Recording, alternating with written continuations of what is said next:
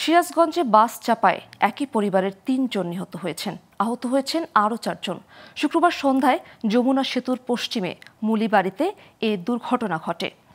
থানার ওসি আনোয়ারুল ইসলাম জানান, সন্ধ্যায় ওইতারা গ্রামের গ্রিস প্রবাসী শফিকুল তার স্ত্রী সুমনা ও ছোট বোন লাকিকে নিয়ে অটো ভ্যানে বাড়িতে ফিরছিলেন। এ সময় বিপরীত দিক থেকে আসা একটি বাস ভ্যানটিকে চাপা দেয়।